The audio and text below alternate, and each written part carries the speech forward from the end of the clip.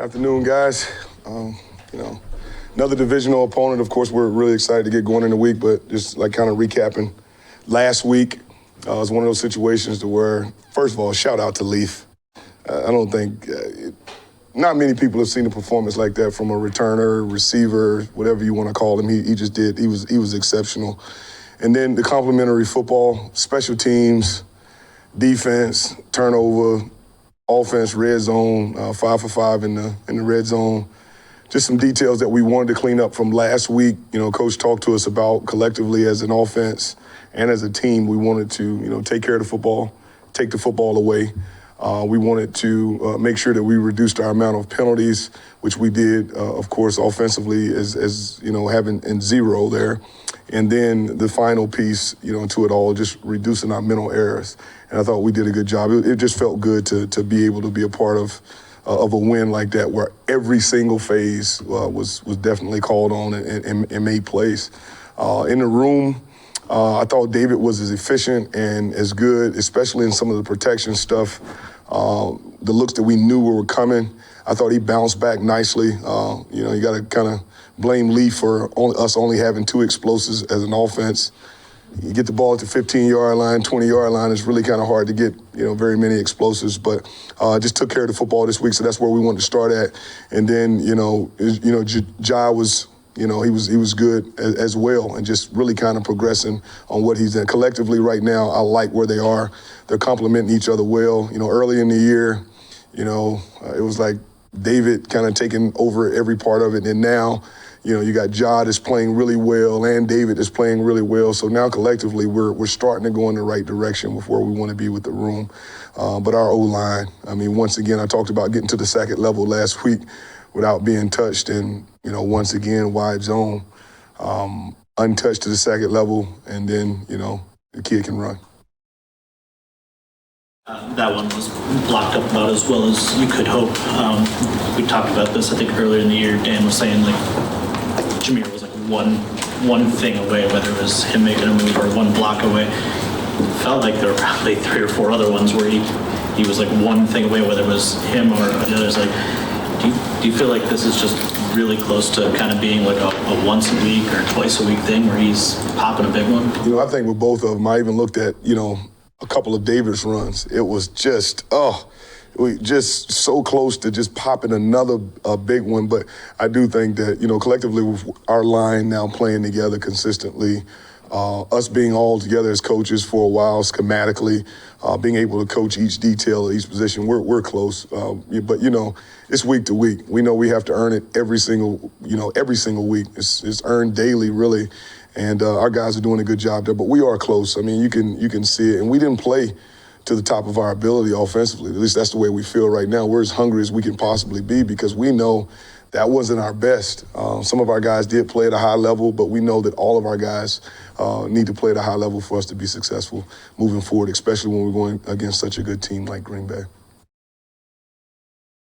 What is it about their attacking defense? Is there an added emphasis? I know ball control is always paramount to success, but when you see a team punching it out like that, you have to do a little more. Yeah, absolutely. Every week we have every drill that we have is a ball security drill, right? But the problem is a lot of times you're vulnerable in the backfield, whether you're in the pocket or you're in the backfield. They've done a good job on the quarterback. They've done a good job of piercing, and their defensive front is the issue and where it starts at. They're very, very talented. Not only they are talented, but they are aggressive in the way that they play. You see guys being more shadow defensive line or 2-gap defensive line. These guys pierce. They make it hard for you. So it's a lot of pressure on the ball carriers, a lot of pressure on the quarterback. We've got to do a really, really good job in those tight areas. It's really not about the space plays. It's about when we're in those moments of vulnerability in the backfield or right out of a break, short area, quickness spots where we got to do a good job. So, yeah, we got to have a great emphasis this week on that. You evaluate this team collectively. All you guys had to go through dealing with injuries, obviously now situation with Jameson Williams, and still being able to produce at a high level on, all 3 phases. Just talk about the resilience of this team as a whole. Have you been a part of a team like this where you're able to adapt and still come out and put together, string together wins like that? No, I haven't been a part of a team that's built tough from top to bottom. Now, I have been a part of some great teams that have, we've really had to rely. We didn't have to rely on anybody past our first tier. Some of our Pittsburgh teams, we were really, really talented in the front end, and luckily we stayed healthy and things went the right way. But what we're seeing now is we are, Dan and Brad, they've developed this team of great depth and toughness in that depth, so that when we do have to promote a guy like Khalif into that role, we don't have any questions on what he's going to do. I mean, we know exactly how he's going to play. When we have to have Brock in a tight end role, there's no questions on what we're getting from that person and that player. So, I haven't been a part of guys built this way. And I think that, one of the things is they are accountable to each other. So nobody wants to be the guy, nobody wants to be the guy that's the weakest link. Everybody wants to be the guy that comes in and does their job at a high level.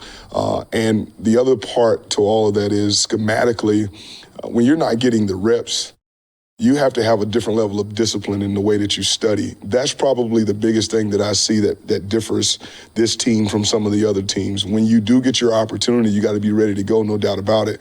But the studying of the small details, alignment, splits, looks, how they pertain to each defense that we may see, whether it's base, whether it's nickel, those details are really, really critical. And I think that is why this team, the mental toughness and the physical toughness of this team kind of shows with the guys that haven't played and they get put in those positions. As an assistant head coach, what is your role, if any, in mentoring Jameson Williams and sort of making sure these little transgressions stop, putting him in bad situations, the team in bad situations? Yeah, the same way I love them all, man. We coach them all. We coach them from the neck up, the neck down, physically and mentally. And at the end of the day, we also understand that, he's our teammate. We trust him. We got to get better. He understands all that. And I think, the head coach said it best when he addressed it and how we move forward. But I love him. We love them all, and, sometimes it's tough going through these things, but we'll go through them together. What is it about his personality that endears him with so many people in the locker room here? The way he works when he's on the field, the way that he works, the way that he's getting better. He's constantly coming a long way. People like to see people that are progressing, and football-wise, he's progressing. So, that's what endears him to the locker room and endears him to the city. He's trying to get better, as all of us are, as people and in our profession. Some of us had a hard time understanding the search for an identity, an offensive identity early this season, just because there was so much returning personnel, and why doesn't an identity carry from one year to another? But you are different in the way you approached, and I think specifically in the run, you guys use way more zone this year, and so I'm just curious, when you're trying to figure out what works best for your guys, how much of deciding the zone or gap are more weighted towards one is the backs versus the linemen? What's the weight there? I think it's twofold, sometimes threefold. We know right now we feel like offensively our line, there's pretty nothing much they can't block. They can go get it done, right? Then it's the comfortability of our backs and making sure the way that they see and each one of them see things.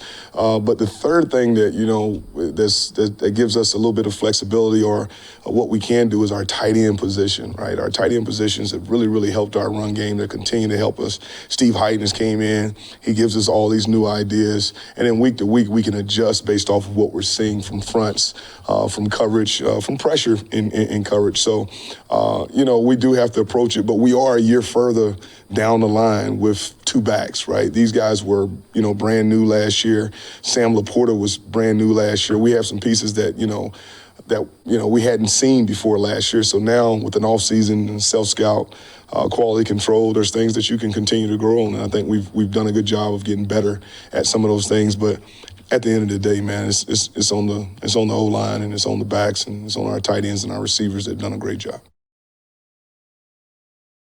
Good. Thanks, guys. It really looks like Tyrion is starting to settle in now. I know you talked about that before, just kind of the acclimation of this league and how you got to kind of keep your hands off guys. But it seems like he's really starting to get that now. You like the progression? Oh, yeah, I do like how he comes to work every day, like how he's getting better with meaningful reps in the game, which is helping him understand how this game goes. And he's working like a pro, and that's what we ask for every day. His biggest area of growth, since you've gotten your hands on him and been able to kind of teach your techniques? Yeah, I think the biggest thing is just understanding what the offense is trying to do, and then also understanding what we're trying to do. just where his help is, understanding what leverage he can be in. And also just knowing that it's not always going to be a perfect pass, right? It's not always needed to put your hands on somebody. Just win with your feet and your eyes, and you'll be okay. And I think that's what he's learning every time he gets the opportunity to play. You have a lot of personalities in that room. How have you learned to manage that? Well, if you're a DB and you're in a DB room, that's in every DB room in the country. So, it's a little bit different of a person that you have to be, and you have to be super confident, borderline cocky, but humble because you're just very humble and not there at that position. But every play, you got to know you're the best player when you line up. If not, you're not going to make it long in this league. But personalities are welcome. Their coaches are personalities, so they got to get along with me too. So, but it's good. It's good. Even off the field, this group seems to jive very well. When you're in meetings and stuff, and these personalities are coming out, and I'm sure there's a ton of laughs along the way when appropriate. What do you take away from this group about? I just think we're getting closer. That's the biggest thing that I always talk about is the best units are the closest units. Like the best units I've been on, we were the closest, and that's how you become one. Like you learn when it's a time to work, you learn when it's a time to play, but you also know the person beside you. And I think when you know that person beside you allows you to play better together. The same question I asked you about Terry, but about Ennis, because it's a little different for him. He's not getting the in-game reps, so he's not getting that kind of trial by fire, learn by experience. So where's his biggest growth been?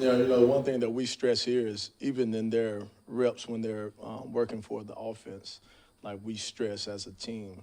Coach Campbell stresses us to make sure the guys are using their technique. So he might not get the reps in the practice per se, but when he's doing his work, he's getting critiqued the same way as the other guys. And that's the only way you develop. Like we work in the meeting, everybody is asked the same questions in the meeting if you're playing or not. And he has to understand you're always one play away in this league. And if you're not ready, you're in trouble. When you face a quarterback, either way, whoever you face, with really good legs, what kind of pressure does that put on the back end? Well, it's always we talk about is, you might have to extend the coverage a little bit, the premium of plastering to your guy when something breaks. But, our guys do a good job of containing, and we stress that a lot. But, one thing when you do have a guy that can scramble and buy time, it's just a premium on how long you have to cover and just how hard you have to work within the down. You can be the number one defense in the NFL on third down. Oh, man, we just, the biggest thing is winning games, and we know Coach A.G. stresses a lot that you have to win situationally, and that's one of those situations that we have to be good at in order just to win a game. And, red zone, third down, 2-minute situations, that's when we have to be at our best, and, we just want to be at our best as much as we can. This season, I think Ennis was your first man off the bench. Then he had the little hamstring thing that popped up when he came into the game the other day. With getting that opportunity, it was in the nickel. And so I'm just curious, has your perception changed on his best fit in this defense this year, or is he still just it's just the group that we had? That's the one thing that allows you to be a good player is position flexibility, and for him to be able to show that he can play corner and nickel is really big for him. To be a rookie and be able to handle that duty is because the nickel is a tough duty in the NFL, and he shows the capability to do both. So that's a plus for him.